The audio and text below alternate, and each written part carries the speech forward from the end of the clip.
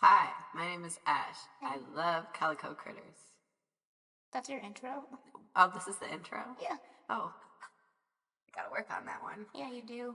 And I'm Bella, and I also like Calico critters, but I didn't know that we were including that in our introduction.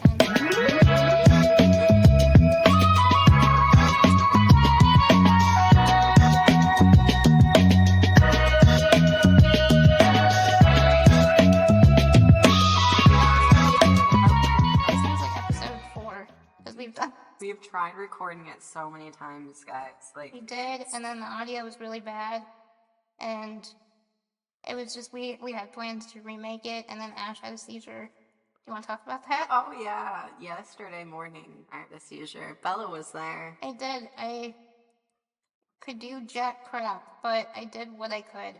I got help. I got help. I did. That's big. It is big.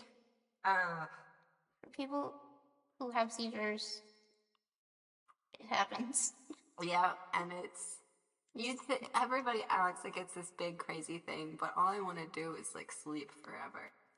You've been friends with me for a really long time now, and I've had seizures since we became friends, but you've never been there. Mm-mm. Like, how do you feel after all that?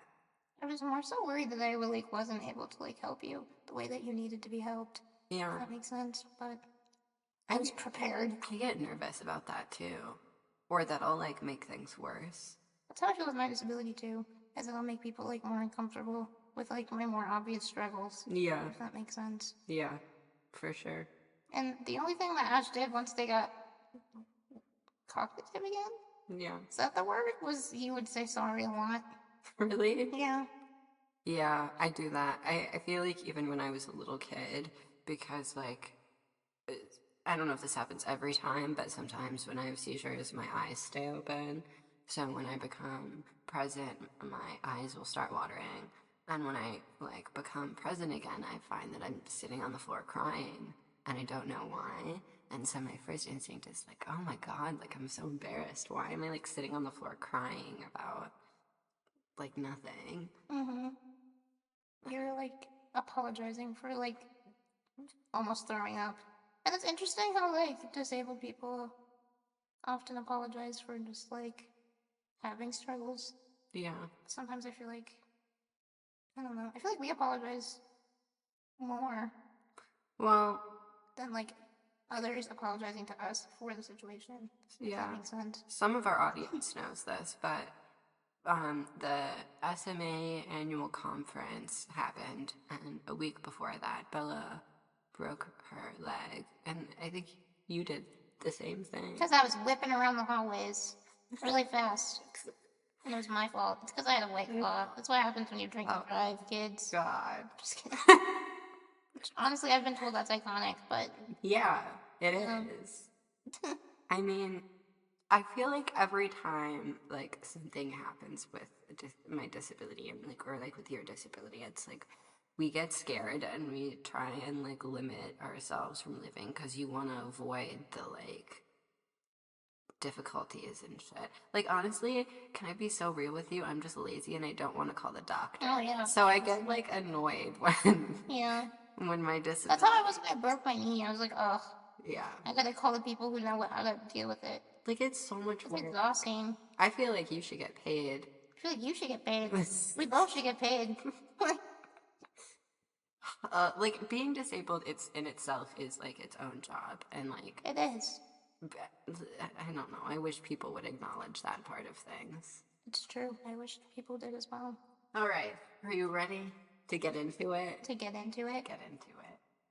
So for people who have, well, I mean, we only have one episode out, but the whole idea behind CripTard is to talk about like disability issues that like no one talks about. Yeah. Because it's important that people understand like what's going on. Yeah. That's not just primarily from like an able-body's perspective. So, because there's not enough crip media out there, and we're here to make some crippy. We don't want to be another depressing movie about a sad disabled person. You before me. Oh God. I'm before you. No, not today. Not today. Exactly. So like, we use our platform as a way to like spark conversation amongst not only disabled individuals who actually like experience these issues, but also like people who don't experience these issues, who need to like understand that there needs to be like change and like reformation. Yeah. So yeah, our podcast is about politics. I'm just kidding. No, it's not. It's not about. It's about girlhood. No, not about that either. It's mostly just about us. It's mostly just of us ranting about the issues that we experience, but then also us talking about how we love Calico critters. Yeah. Yeah. So if you like that vibe. So if you like Calico critters and social justice, then you'll love us. Because we're cunty. And yeah. Slay. Slay. Slay.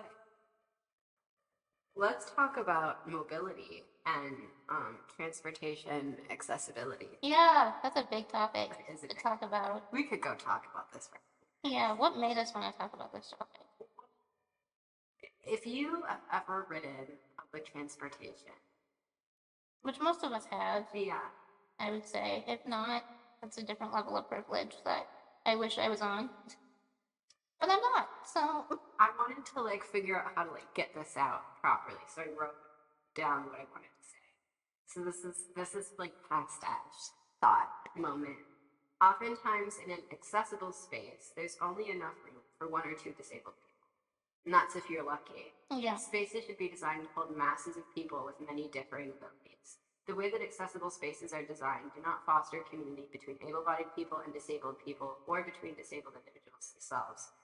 This separation and limitations can be seen, for example, on our buses that can typically only accommodate 1 to 2 mobility aids at a time. Personally, I've seen lots of people with mobility aids get rejected from getting on the bus because there's just not any room anymore.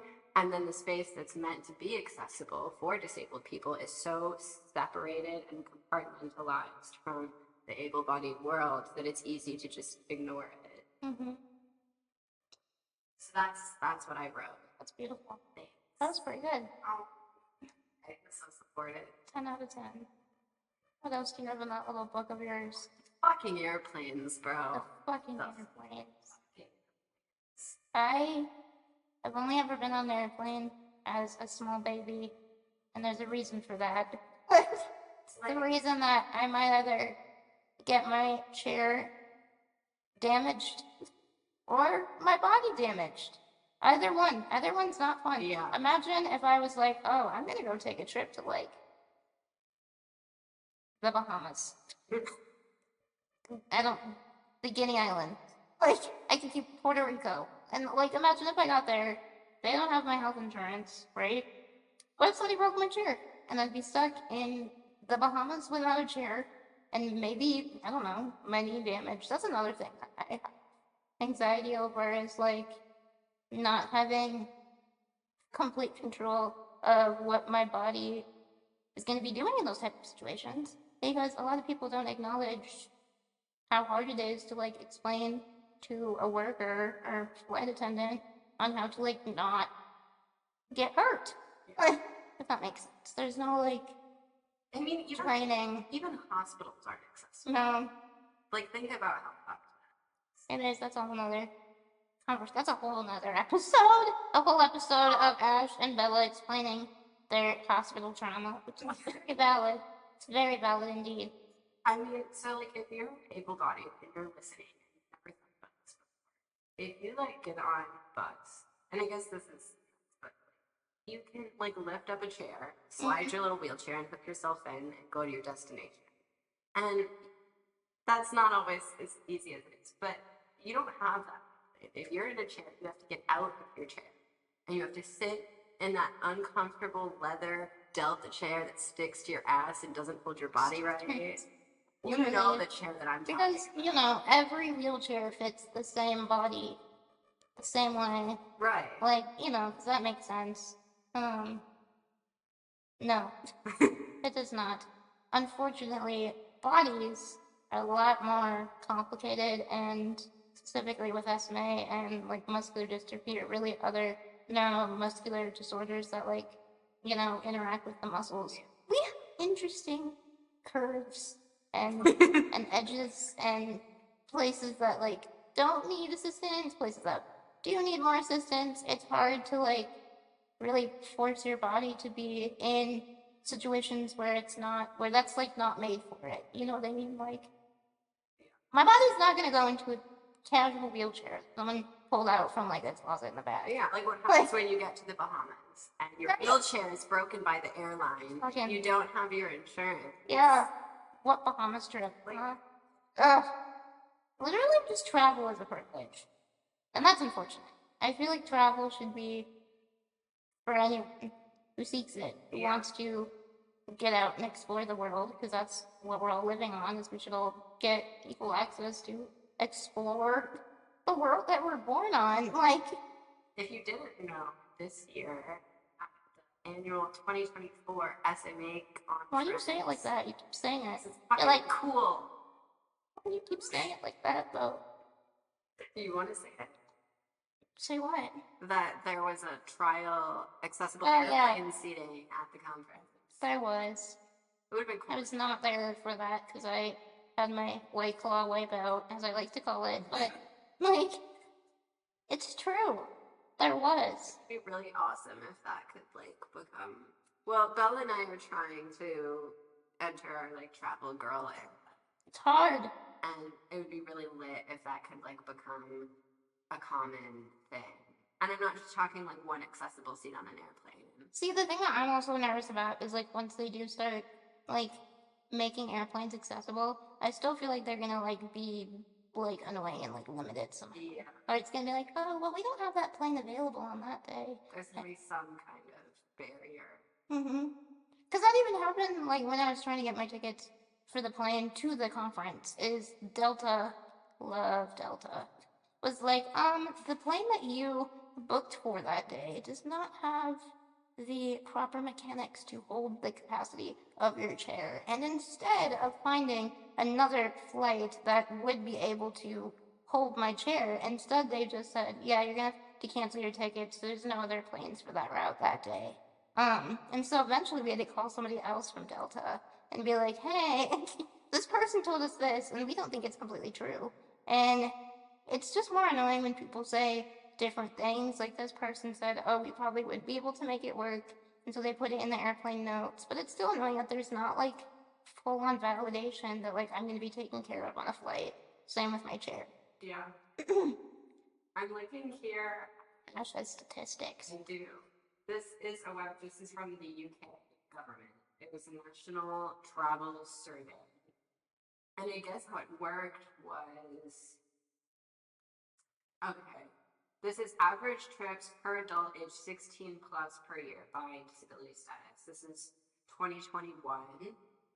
And so on the bottom graph we have, does disability or illness affect carrying out day-to-day tasks? And the options the disabled people had were yes, a lot, yes, a little, and not at all.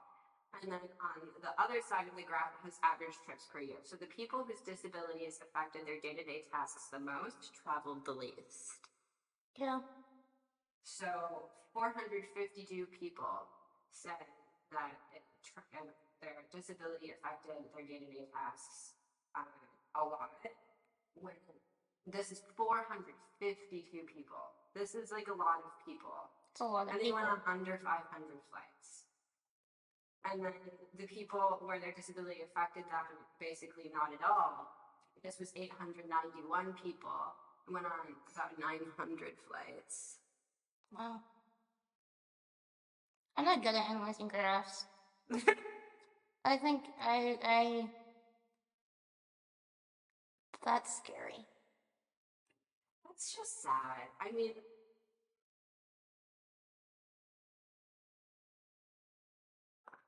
okay.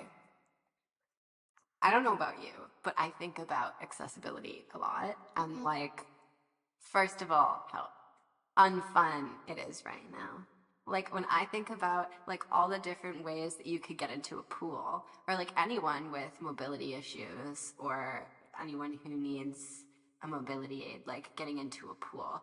I go to like Mermaidia type shit. What? Like, imagine this like flying thing in the water that can like carry you around. Are you talking about like Barbie mermaid? Yeah, like mermaidia type accessibility.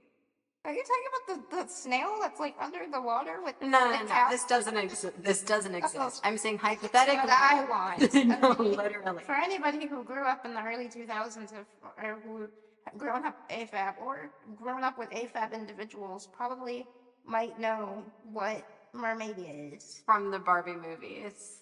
Or maybe you're AMAB and you know what mermaidia is. Imagine instead of getting put in one of those weird pool chairs, you got to get floated around by a giant seahorse. Imagine instead of like a group home, you go to a home inside of a woman's shell. Yeah. That's under the water. Yeah. Like your girl house, like Polly Pocket vision. Yeah. Like everything accessible needs to get on that fucking level. When I was little, I thought that maybe I had wings or like a tail because I couldn't walk. Yeah. So I was like, why don't I have anything else? Oh, see, you're getting it. I had like another, like I thought that like I had another ability if I couldn't walk. So I also thought I had like the force at a young age, and so I would like stare at objects for like a good 20 seconds with my hand out, thinking that like maybe I'll be able to move it with my mind since I couldn't like actually physically move it. Yeah. You know? Yeah. Anyway, that's why I'm mentally ill. These kids in high school used to call me possessed, and I used to be hurt that- by it. That's bad. It's okay, I call you Caesar salad. and I like used to not like it, and then I was like, I kind of wish I could Be possessed? Yeah, like do cool shit, like magical, like fantasy world shit. Yeah, see, we're going off on a tangent again. Yeah. But like, this is what happens when you have to. I mean, I think there's a reason why so many disabled Crazy. people love like fantasy world shit so much. Yeah, it's true. It's because this reality fucking sucks. I'm just kidding. It's not that bad. Well. Anyway. Oh, if you've never, okay, this is kind of another tangent. Tangents. Aubrey Smalls is a creator, a social media creator with dwarfism, and they did a video of like different like wheelchairs throughout history, I think it was, and some of those things look pretty cool. They all looked god awful uncomfortable. Yeah. These like straight back Victorian looking things, but like if I like grew up during those times and I was disabled, I feel like I'd either be dead, bedridden, or like naked all the time. Cause like I wouldn't be. You're already naked all the time. Even more than I would be like really letting it loose. Yeah. You know? Yeah. I'd be like, screw pants. There should be a nudist colony for disabled people. There should be, because like clothes? That's another topic, okay? Let me search. Every aspect of my life, kind of, isn't really adapted to me. Like, I wear shirts that, like, aren't made for people like me. Or pants that, like, aren't made for people like me. Rather, I have to, like, force my body. See, this is similar to, like, the whole chair thing on the airplane. It's like, my body's not going to be able to conform to everything that the world creates for me, okay? Pants fucking suck. I don't like pants. Whoever made pants for disabled, whoever thought that disabled people are, like, need to wear pants is kind of ableist. I think I should be able to go around with just a t-shirt on. Nobody can see my ass anyway. Like... And if they could, they would be blessed. Exactly. It's true. Bella's carrying around the whole cakery back there. Okay. Okay. Thanks to estimate. So I found the Desert Sun Resort. What? This world-famous nudist resort in Palm Springs, California, has been praised for its friendly and welcoming staff, beautiful grounds, and comfortable atmosphere. The resort's location and amenities make it accessible for people with disabilities. So, like, people with disabilities just go there and just, like, let it hang and let loose? I guess so. Let's Yeah. check it out. Check it out. I'm Googling. You're Googling Famous? the Palm Springs Resort, the nudist resort in Palm Springs. We could do it. We could do it. Fuck. Also, the website is not cute. You should apply to be their I graphic could. designer. Nudist resort in Palm Springs. If you need I keep wanting to say Instagrammer. If you need a graphic designer, I got you. That's bad. I'm sorry. That's not good. That's not good. The experience. Oh. The experience. It's about everyone to Our get comfortable shedding their optional clothes. Clothing? Optional. Like, clothing optional. Good attitude, mandatory. Like, for real. There's rules and attitude. That's cute. That's very nice. So, like, going off of the whole, like, mobility idea, or mobility, accessibility, let's also talk about another topic. That we have on our little list today of what we're going to talk about, which is called being a savior. Oh, that one? Yeah, because I want to talk about this. Oh. Okay, because I have gone through many aspects of my life where I've met people who I'm like, wow, this person doesn't have a disability, but like they must really understand what I'm going through. That is what I like to call the savior mentality. Individuals who either grow up with somebody else who has a disability, whether that's like a brother or sister or like parent, guardian, or friend, school friend. Yeah. Often people like get this idea that they know like all the struggles the disabled person's going through. I know a lot of individuals who kind of come off as saviors and they work with people with disabilities. Specifically like in the healthcare profession. I've had a lot of like healthcare workers, people who adjust my chair who like are able-bodied but like have grown up with either somebody with a disability or like know somebody with a disability, and they think they know everything. And they think that what I'm talking about isn't always valid all the time. Okay. When I'm the person who's living with it. So I'm gonna read you something. This is from Affinity Magazine. Ooh. And it's labeled, "Having a disabled family member doesn't make you an expert on ableism." It's true. By Sebastian Whitaker. Okay, so I was recently watching a television performance where an able-bodied woman was singing for her autistic brother. The song was "My Body is a Cage" by Peter Gabriel, and she was even interviewed where she described what an emotional and powerful experience it was for her, as her brother is apparently caged by his own body and unable to communicate and express his experiences. The underlying message of this entire performance is that the abled woman was brave and courageous and had experienced such suffering in the form of having to be related to a disabled person. Please tell me I'm not the only one who sees the multitudes of problems with this.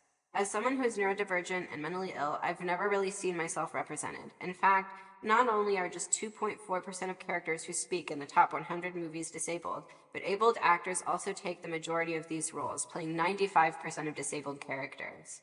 In other words, disabled people are not being authentically represented in the media. Indeed, this is what it's like for us wherever we go. We're rarely allowed to take up space, and even when there's space designated for us, it's almost always taken up by an abled person. This includes abled family members who, despite their intentions, still end up perpetrating our exclusion from public life and media. Damn. That's crazy. But also, like, this whole savior complex isn't just within, like, the disability community. It's also, like, within people of color. Like, if you've ever heard of the documentary on HBO called Savior Complex, it's a very interesting documentary where this woman goes on missionary in Uganda to, like, help a bunch of the children. But she actually had no medical experience. So she actually was, like, hurting a lot of children in Uganda because she didn't have experience. And like honestly, that can happen a lot in many aspects of life. And like, I mean, there's so many layers of shit to unpack there. First, the savior complex, and the harm being done, and then the lying, and the like. You know what this reminds me of? That documentary you showed me about that disabled man. Oh. And that woman. What was it called? Shit. Isn't it like tell everyone we're in a relationship? I don't know. It's something, it's on Netflix. It's this documentary about this nonverbal, cerebral palsy. He had cerebral palsy and he was not able to communicate, so he went down this path of, kind of practicing using a typewriter, or like type-to-speak device with this woman who was a disability activist.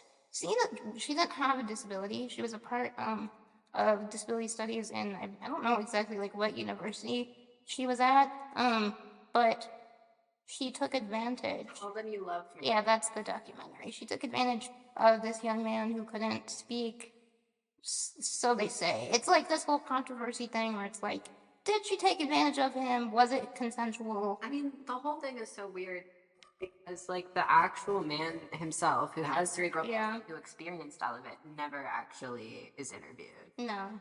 And that is why it, like, sits weird with me. It does sit weird.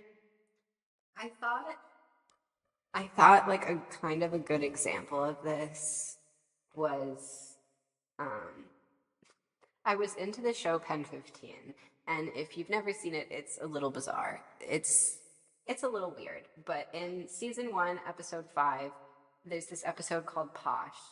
And if you've never seen the show, these two girls are best friends. One of them, she is mixed. Her mom is Japanese American, and her dad is white. And the other girl is just white. And the Asian American girl and the white girl are doing a school project with these other girls. It's a predominantly white town. And they decide for their school project, they're going to do a video and they're going to have it like be Spice Girls themed. And all these white girls have this Japanese American girl be Scary Spice because she's brown.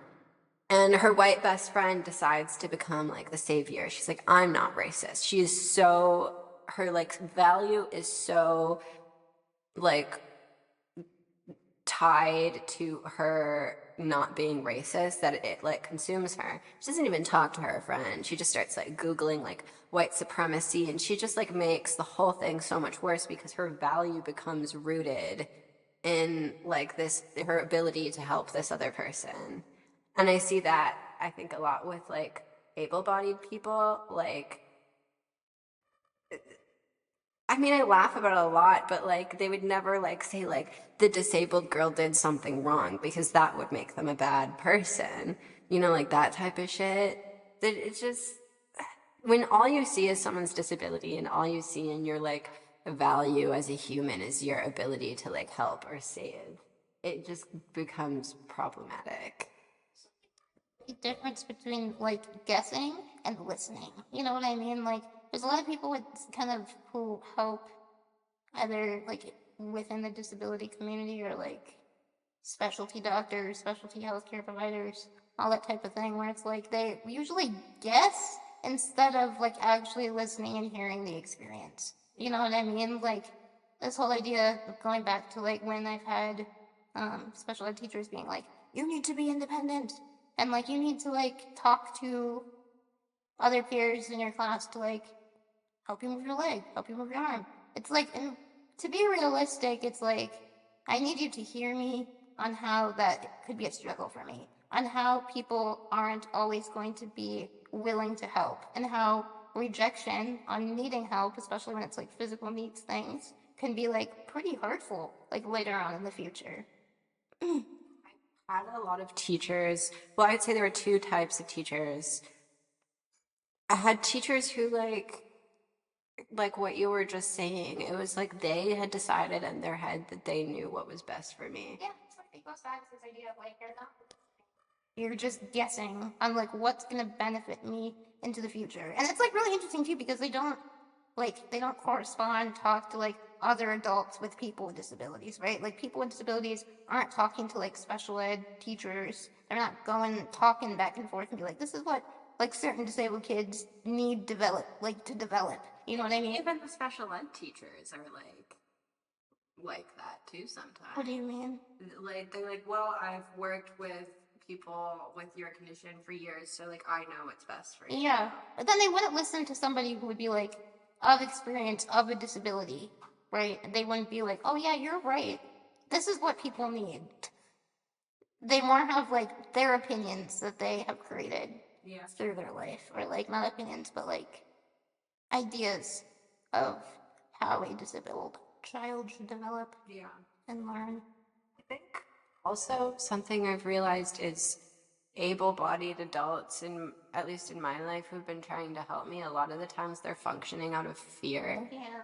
And it's like sometimes I don't need you to protect me. I just want you to like listen. Like stop trying to like fix this situation or cure it. Try like to accept and accommodate instead. Because like disabled people's disabilities. I mean, I know some people's disabilities are temporary, but majority of the time, like it's not gonna go away ever. It's gonna be there, so you might as well like listen. And I think, I mean, I love my mom, but I think a big difference between my dad and my mom was like my dad approached disability with the idea of like let's accommodate this, and my mom approached it with the idea of like let's fix this. And that's a huge difference. Like, it would have been nice to have even just like somebody to like look up to who was older than me, who like had a disability. Like, I think if I even had like a special ed teacher who say like was physically disabled, knew exactly what I was going through, and told me like the like steps that I needed in order to like, you know, get care when I become an adult, or like how to kind of go past those like societal hurdles that we're like given and pressured to like have, you know? Yeah. Like, I think it would be different if like I had like a physically disabled teacher who like actually gave me tools to help my interactions with my peers. Yeah. Rather than just being like, ask them, talk, like, ask them to help. Yeah. Like, actually giving me tools on like how to make that feel better. Yeah. I mean, you could tell me otherwise, but I feel like I loved back in November, Bella broke her leg and we had to get like a brace. I like twice. Yeah. Crazy. And the woman who was like helping fit the brace happened to be an amputee, and I don't know. I mean, like I wasn't in your position, but I loved that because I feel like she was actually listening to you. Yeah. Oh shit! Oh, fancy moment. Smack that laptop. No, 100%. Yeah, she's cool. See, we both are breaking things. Okay. Good talk. Just kidding. Like, no, but all good things. We should start. Something that we would like for the future is for us to interview people. I mean, like, you don't necessarily have to be a physical disabled person to be interviewed on our show. You just gotta be a little spicy. You just gotta be a little flavored, okay? Like, we need experience. You should get an able-bodied person on here to ask us. Yeah, if you're able-bodied and you want to be on here, drop in our DMs on CripTard Podcast at Instagram.com. At Instagram. Also, shout out, Bella is our graphic designer, and she's been popping her pussy, putting her whole back into this podcast. So, like, check out the promotional art for this. She's also been teaching me how to do some, and I've created some art for the CripTard podcast. I know the background sound is awful. We've literally recorded this like 4 times, and we've been trying to find the best spot in our apartment building for recording. And we need to get a second compatible mic because we're sharing a mic right now, and it's like a whole thing. So if you're here, if you're still listening, if you're still supporting, we appreciate it, and we're working out like the little things. This is a moment where we ask them for money. Yeah. I'm just kidding. I'm just kidding. We could start a GoFundMe. Yeah. For CripTard. Yeah, CripTard on the road. For Bella's 2024 trip to San Francisco because she broke her leg and wasn't able to go to the SMA convention.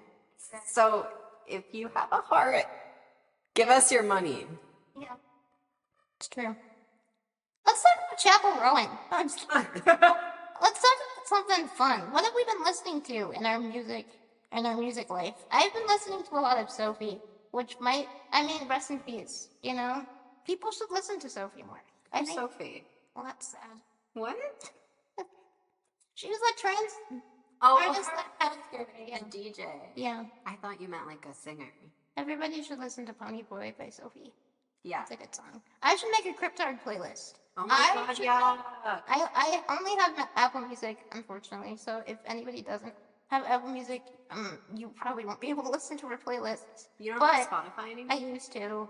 I know. If I had money to have both, I would, and I would make playlists for all of you on every platform. We will work on putting it in a link tree on our Instagram. Yeah, and I'll try to make like a new playlist every month. That sounds fun.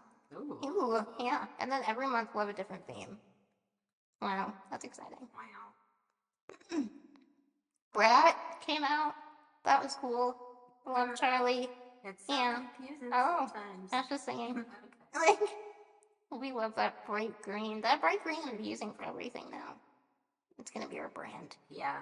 I should give you BRAT makeup. Mm-hmm. I do Bella's makeup, and it's my safe place. It is, and my safe place is them doing my makeup, so it's a win-win. Yeah. And then Bella dresses me up in cunty little outfits. Yeah, and then we play with Calico critters. Yeah. Which, by the way, our family trees have been growing. Okay, we have cats. We have little beavers. Wait, no, otters. Excuse me, otters. We got vehicles now. We have vehicles. We have penguins. We got the astronomers. We have bunnies. We have a big cat that I named. She's white. I don't remember her name. She has a little shop. We got really into it. If you guys are on the Calico Critter side of the internet, send us stuff on Instagram and let us get joy from that. We're trying to interact with our fans more. Yeah. Hopefully we have fans out there. I'm your fan. Oh, I'm your fan. CripTard! I'm just kidding. Okay, was that it? I think we have talked a lot today, and we did it. We did it. Hopefully, when this episode comes out, you'll be able to hear us the whole way through. And if not, maybe we'll just make a GoFundMe where we can raise money to get a studio. I don't know. If you like us, you can invest in us. Yeah. Like, if you like us and you like us talking and you have money, or you know people who have money, invest in us. Yeah. Yeah. Shark Tank. But don't surpass the limit. What? Of what you're allowed to have. The government can't. We're not getting married. Yeah. It's different. Yeah, so next time on CripTard, we're going to be talking about... Next episode. Have our shit together. No, we do. Our shit together. Next time on CripTard, we're going to talk about Sunny Angels, because Sunny Angels are becoming very popular right now. We can't find them. And I need to go into the lore behind Sunny Angels. I will literally, from this Tuesday to next Tuesday, I will be so knowledgeable about Sunny Angels that I will be able to write 4 books. So that's going to be our next episode. And we're going to talk about Trump and his little Project 2025. Whatever the hell that means. We're going to talk about that. So you might get offended. You might not. I think if they're listening to us, they won't get offended. No. Unless you take things too personally. Unless you really believe in America, then I don't know if you should listen to the next episode. I found this YouTube video, POV, it's 2 a.m. and I'm unboxing Sunny Angels. See, okay, the obsession is just going to start from here on. We'll see you guys next week. We love you. Yeah. We hope that you join us again. and like our Instagram posts and read our memes, okay? Because Crit Media needs to exist. Yeah? Yeah. Yeah, okay.